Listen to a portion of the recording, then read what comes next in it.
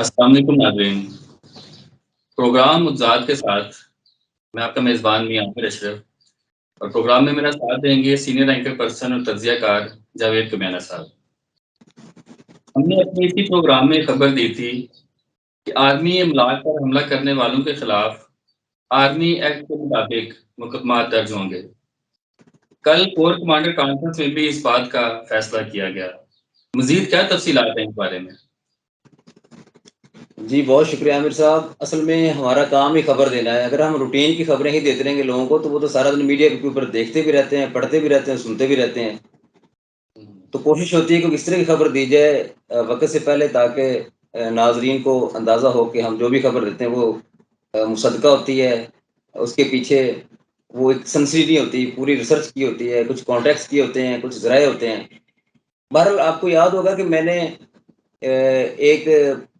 نامراد شخص کا ذکر کیا تھا آپ کے پروگرام میں، عادل راجہ کا، اور یہ بھی بتایا تھا کہ وہ ایک منفی پراپوگنڈا فوج کے خلاف کر رہا ہے، کبھی کہتا ہے جی اختلافات ہیں، کبھی کیا کہتا ہے۔ تو میرا خیال ہے کل کی کور کمانڈرز کانفرنس جس طرح ہوئی ہے اور جو اعلامیہ اس کا باہر آیا ہے،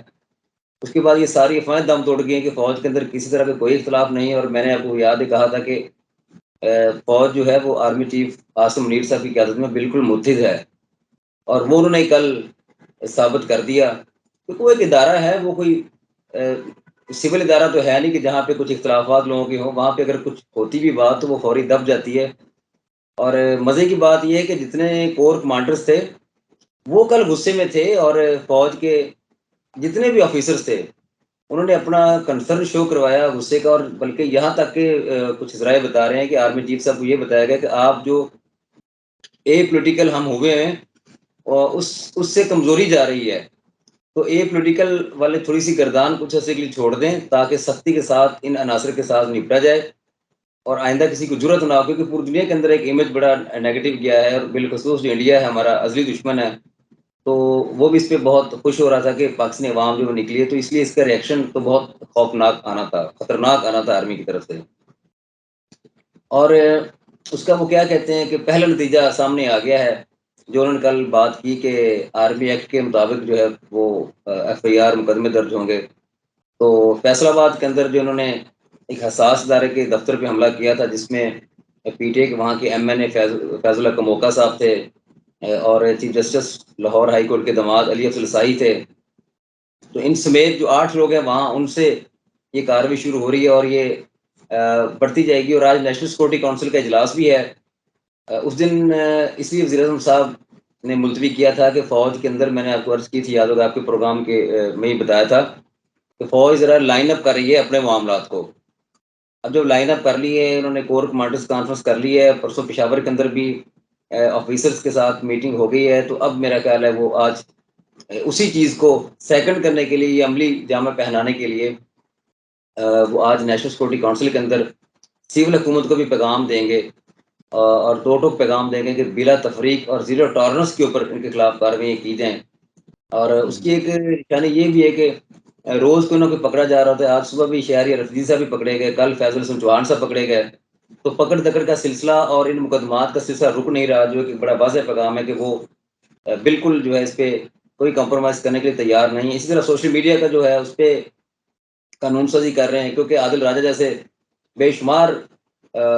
وطن مخالف لوگ جو ہیں وہ غدار بیٹھے ہوئے سوشل میڈیا کے اوپر،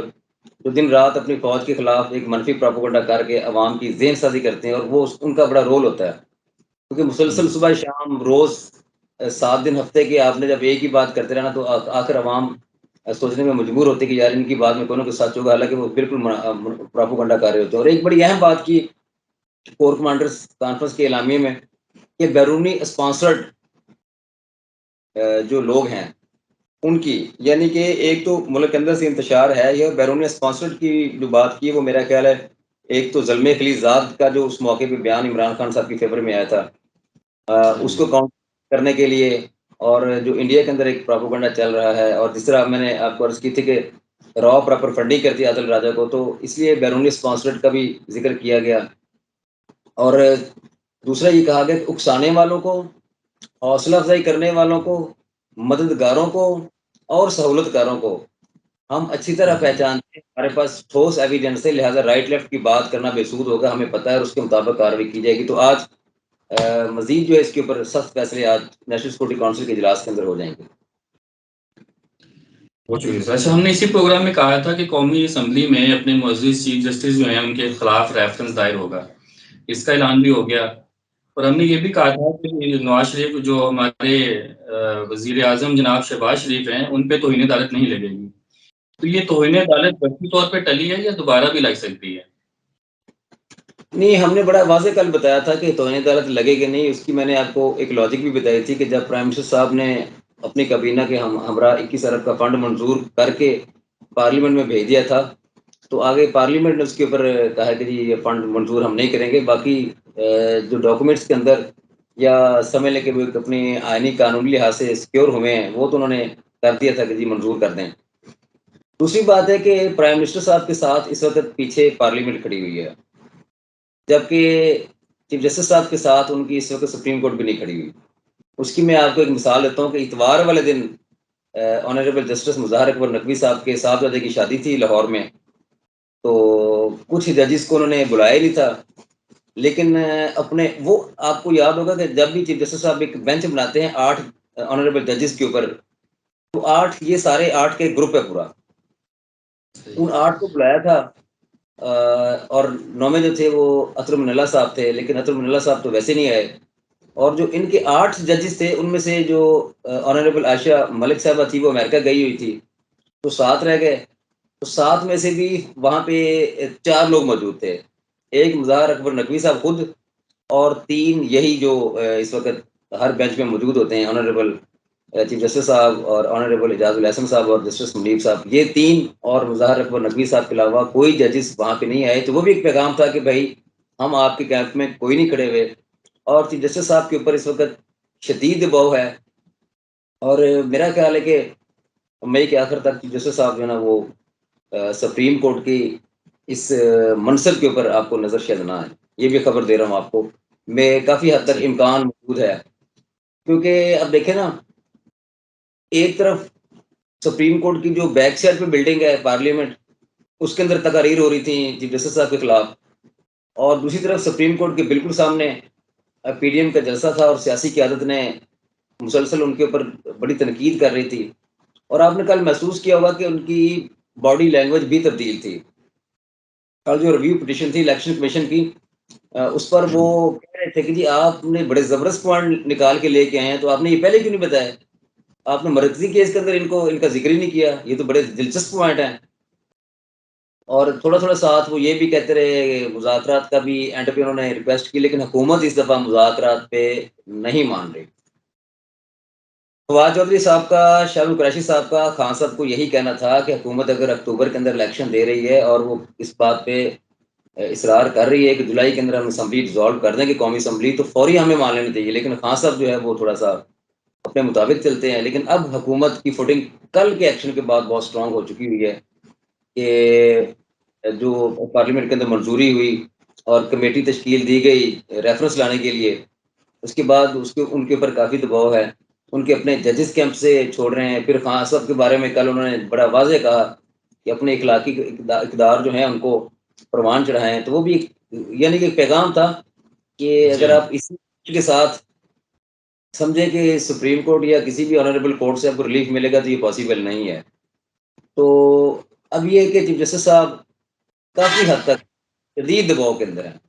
اور اطلاعات یہی ہیں کہ شاید وہ مئی کے آخر تک جو ہے وہ چلے جائیں، یا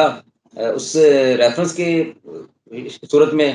یا مستعفی ہو جائیں گے. دونوں میں سے ایک کام لازمی ہو جائے گا. جیسا بھی کہیے گا کہ موجودہ سینیریو میں اور آرمی کے سخت رد عمل کے بعد کیا عمران خان صاحب دوبارہ گرفتار ہو سکتے ہیں؟ جی بالکل امکان موجود ہے خان صاحب کی گرفتاری کا. اصل میں خان صاحب جو ہیں وہ اپنی روش تبدیل نہیں کر رہے. ان کی کل کی اب اسٹیٹمنٹ، پرسوں کی بھی ہم نے کل پروگرام میں ڈسکس کی، اور کل کی جو ہے وہ بھی انہوں نے کہا کہ جی ایجنسیوں کے جو لوگ ہیں وہ کئی جگہوں پہ فائرنگ کرتے پائے گئے اور میرے پاس ٹھوس شواہد ہیں. بجائے اس کے کہ وہ اس آگ کو ٹھنڈا کریں، وہ ایک نیا ششہ چھوڑ دیتے ہیں جو بالکل مکمل طور پہ اینٹی اسٹیبلشمنٹ ہوتا ہے، اور وہاں پہ ایک خلیج اور لڑائی اور بڑھ جاتی ہے. اور یہ سمجھ لیں اب لڑائی دو بدو ہونے والی ہو گئی ہے. کہ ایک طرف کور کمانڈر کانفرنس کے اندر یہ کہا جا رہا ہے کہ ہمارے پاس ٹھوس شواہد موجود ہے، ادھر سے قاصد کہہ رہے ہیں کہ جی بہت ساری جگہوں کے اوپر ایجنسیوں نے خود فائرنگ کروائی ہے، جس کے نتیجے میں کچھ لوگ جو ہے نا وہ انتقال بھی کر گئے، جان سے دو بیٹھے، اور یہ صرف پی ٹی اے کو بین کرنے کے لیے جان بوجھ کے ایسا کیا گیا ہے۔ دوسری بات یہ کہ پنجاب میں اینٹی ٹیررسٹ کورٹ جو ہے یا اینٹی ٹیررزم کے تھرو ایف آئی آر ہوگی خان صاحب کے اوپر، جہاں پہ پنجاب حکومت ان کو پکڑنے کی کوشش کرے گی، اور پنجاب کے اندر اس دفعہ شاید جو ہے نا لاہور ہائی کورٹ وہ ریلیف نہ دے سکے، کیونکہ chief justice honourable chief justice Lahore high court جو ہیں ان کے داماد علی افضل صاحی صاحب کے اوپر جب آرمی ایکٹ کے تحت کارروائی ہو رہی ہے تو وہ اپنا گھر بچائیں گے یا خان صاحب کو شیلٹر دیں گے؟ تو میرا خیال ہے کہ پنجاب کے اندر اب بالکل ریلیف اس سینس میں نہیں ملے گا اگر اینٹی ٹیررزم کا ان کے اوپر پرچہ ہوتا ہے۔ دوسرا جو ہے وہ 245 کے تحت ایف آئی آر کاٹے گا، وہ اس لیے کہ 245 کے تحت انہوں نے آرمی بلائی ہوئی ہے آلریڈی، پنجاب کے اندر بھی ہے، وفاق کے اندر بھی ہے، تو اب اس کے اوپر اسلام آباد ہائی کورٹ تو کچھ بھی نہیں کر سکتی۔ آ جا کے اگر جو سپریم کورٹ ہے وہ انٹروین کر بھی سکتی ہے، تو وہاں پہ جو آرمی کی لیگل ہے جیک برانچ، وہ اٹارنی جنرل کے ساتھ چلے جائیں گے سپریم کورٹ میں اور کہیں گے جی ہمارا کیس ہے، آپ اس پہ کچھ بھی نہیں کر سکتے، تو سپریم کورٹ کچھ بھی نہیں کر سکے گی۔ اور یہ آئیڈیا پہلے زیر غور تھا، جس دن آنریبل چیف جسٹس عطا بندیال صاحب نے خان صاحب کو 1 گھنٹے کے اندر پیش کرنے کا حکم دیا تھا، تو اس وقت حکومتی حلقوں کے اندر یہ چیز ڈسکس ہوئی ہے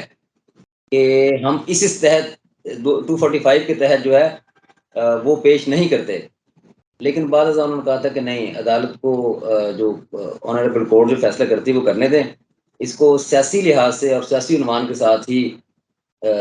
اس کے ساتھ نپٹا جائے گا، اور یہ تجویز اس وقت بھی زیر غور تھی، اور خان صاحب تو خود اظہار کر چکے ہیں کہ جی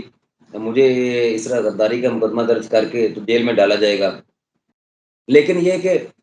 کل کی میں بار بار گزارش کر رہا ہوں، کور کمانڈر کانفرنس اور آج کی نیشنل سیکورٹی کونسل کے بعد ابھی بہت اہم فیصلے ہونے جا رہے ہیں، لیکن پنجاب میں اس اینٹی ٹیررزم کے تحت اور وفاق کے اندر 245 کے تحت پھانسی کے پرچے بھی ہوں گے اور ان کو گرفتار کرنے کی کوشش بھی کی جائے گی۔ بہت شکریہ جوید صاحب۔ ناظرین، موجودہ سیاسی عدم استحکام کہ پاکستان کی معیشت پر منفی اثرات مرتب ہو رہے ہیں۔ سپریم کورٹ کی ہدایت کے مطابق حکومت اور اپوزیشن کو دل بڑا کر کے